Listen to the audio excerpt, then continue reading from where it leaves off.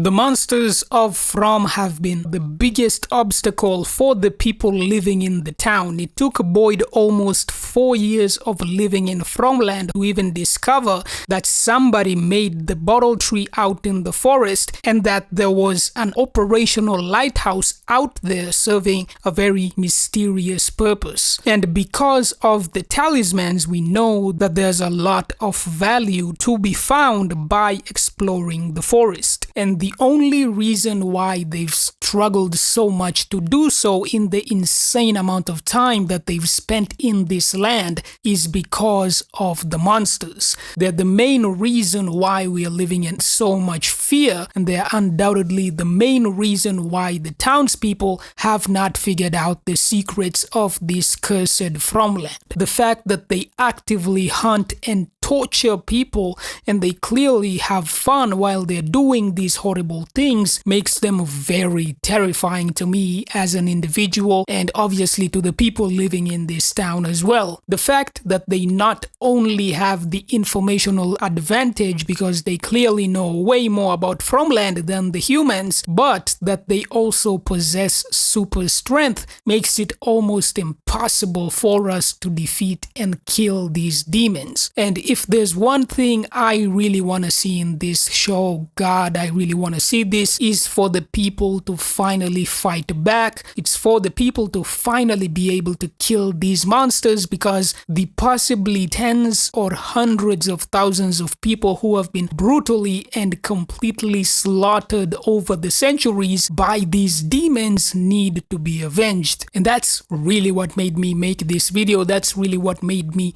dive into all sorts of statements and scenes from trying to understand how to actually kill these monsters. And I can say with 100% certainty that I've figured out how to do it. I've figured out how to kill them, and no, this is not the worms. The worms seemingly can't be reproduced, so they're useless for this purpose. And also they ended up releasing the cicadas and the music box, so yeah, nobody wants those terrifying things to be roaming around again. Okay, I wouldn't mind seeing them as a viewer because those things were insanely terrifying and worse than the monsters, but obviously if you're a town's resident, it's a totally different story. Anyways, killing the monsters is something that is really obvious to me right now. It's so crazy that this isn't talked about a lot more in the community, because I'm sure some people have figured it out. And once again, it's not the worms, but there are some hints we get as to what is really needed to be able to kill these monsters. And to really get this point across, I want to bring up the scene at the end of season 2 when Kenny received a phone call when he was at the house with his mom. This scene is just as crazy now as it was back then, because we still aren't anywhere close to understanding what the hell that nursery rhyme poem thing was even talking about. But the thing I really want you paying attention to in this scene is not even the phone call, but the cicadas themselves, which seem to have been created by the worms or the music box. It doesn't really matter where they came from. The main point that we take away from this scene was the wound he received in his dream carried on over into the real world, or at least into the world of Fromland. This is incredibly terrifying, and considering that the music box can't be blocked by talismans and even attacks the townspeople during the day as well as getting you through your dreams, it's why this is the worst monster in the From universe by far. Like, this thing is very, very scary, man. But the next scene I want to remind you of is Elgin taking a bath in Colony House. Elgin ended up getting pushed down and almost getting drowned by this demon. And to make it so much worse, no one could possibly help him out, because remember, this was happening in his dream because of the music box. When Elgin describes what was happening to him, Elgin tells Boyd that he was told he was puking out water while he was sleeping. And the main takeaways from these scenes, with Kenny's burn marks staying with him even after he woke up and Elgin puking up water, is that in this cursed Fromland, the barrier between dream and reality is extremely thin and flimsy, perhaps even to the point where someone can walk into your own dream while you're sleeping. It definitely makes me look at Boyd's visit into the dungeon for the first time in a very, very different way. The whole reality of the situation with Martin and the dungeon was always very sketchy, because every time Boyd visited the dungeon, the music box was also present. And that makes it really easy to say that it was a dream one way or another. The biggest thing that really excites me about how this scene with the dungeon completely changes the game for the townspeople, and especially in regards to these monsters that come out at night, is that Boyd, while he was leaving the dungeon, was able to bring the torch back with him to the town. What this means is that you would, in theory, have the ability to drag anything from the dreams back into Fromland itself, but you might wonder how exactly does this help the townspeople, considering that they can't enter people's dreams at will, unlike what the music box seems to be capable of. And that brings me to the same worms that Boyd was infected with by the old man while he was in the dungeon. They wanted to leave where they'd seemingly been imprisoned or whatever. These worms ended up completely destroying Smiley without any issue at all. It was absolutely crazy, and that was definitely insane to see at that time, because it genuinely looked like they finally had a way to kill these demons. Of course, it turned out to be a huge mistake in a lot of ways, but we didn't know about any of that at that time. But what's really important in this scene is what Boyd says right before he went out to infect Smiley with the worms. Boyd says to Kenny and the others that there's a nightmare happening under his skin. Now, this line is what really made me realize what it takes to kill these creatures that come out at night, and perhaps even reveals a lot more about not only the monsters themselves, but possibly even about Fromland and its properties, because this line of nightmares is very prominently featured in relation to this show. Even the season 3 trailers mention the nightmare continues and similar statements many times over. There's a pretty popular theory that the monsters themselves were born out of some sort of collective consciousness of the human species. There's also another theory that it was Victor's dream specifically that gave birth to these creatures.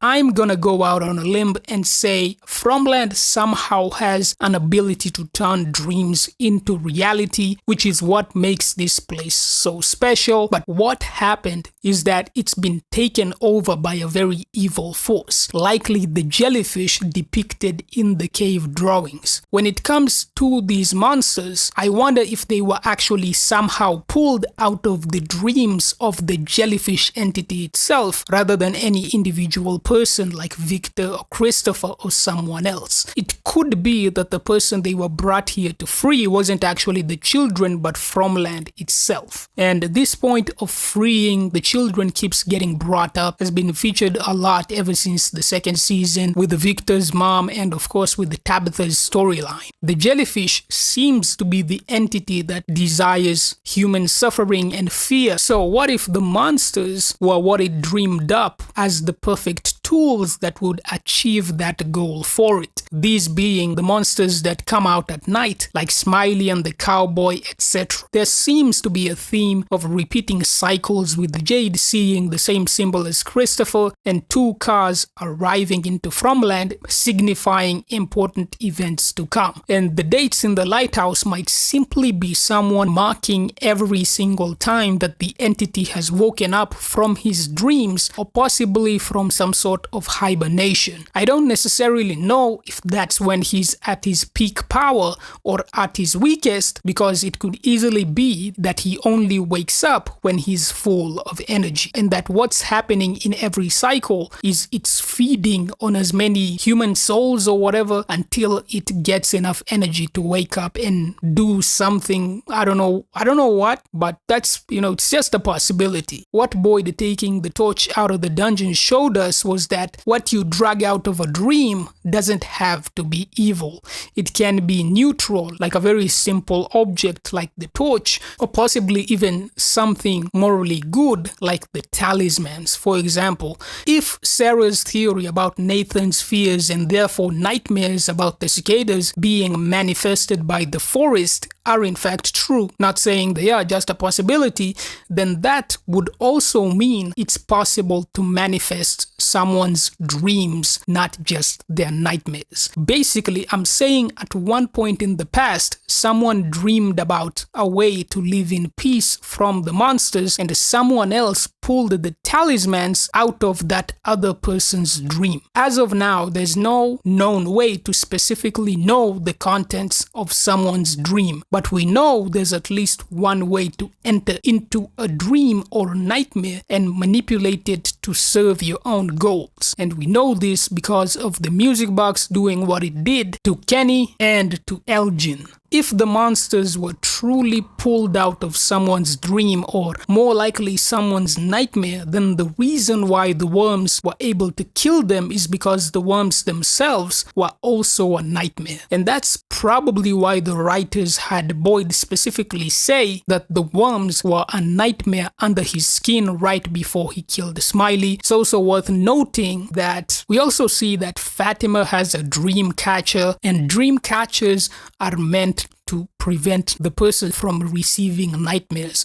So that's just an interesting thing. What these people of the town need to do is somehow find a way to wield the power of a dream against the monsters, and then they would be able to kill them. I wonder if forging the torch into a stake or something like that would be enough to kill the monsters by stabbing them with it, or burning a monster with the flames from the torch. That might also be what they need to do. Something like that might be enough to do the trick and kill an individual monster once and for all, like what happened with the Smiley. It's still unclear what truly counts as a dream. For example, if you pick up one of the bricks from the dungeon, would you be able to kill one of the monsters with that brick? That's still unclear.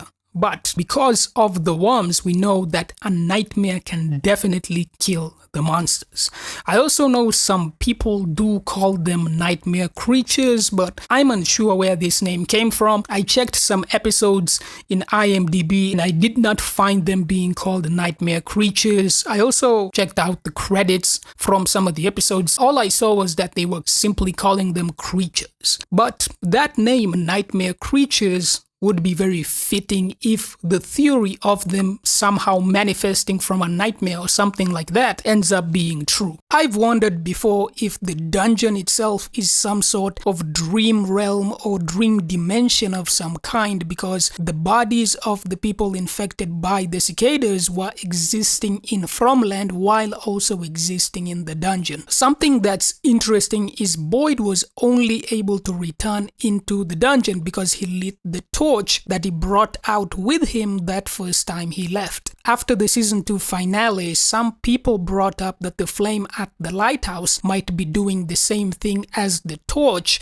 but for all of Fromland, basically casting everybody into the Fromland dimension. The talismans possibly being from a dream or the same dimension as the dungeon is a fascinating idea, because the first time Boyd went into the dungeon, he actually had a talisman with him, while Sarah did not. If both the torch and the talismans are from this dream dimension or dream realm or whatever it is, it could be that's the reason why Boyd wound up in the dungeon while Sarah was sent by the faraway tree to Father Cartree's church. It's just interesting to think about these possibilities. Season 3 is actually coming out this month. I really want to see some new big reveals about the lore and the mysteries that are gonna be in this season. I've got a couple videos planned for like the next 2 weeks, and one of them is gonna be me talking about what I think the symbol that Jade keeps seeing really means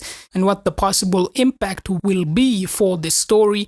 But while I'm working on that, watch this video about eating people and whether the From monsters actually do it or not, because it's actually more complicated than it appears when you start watching the show.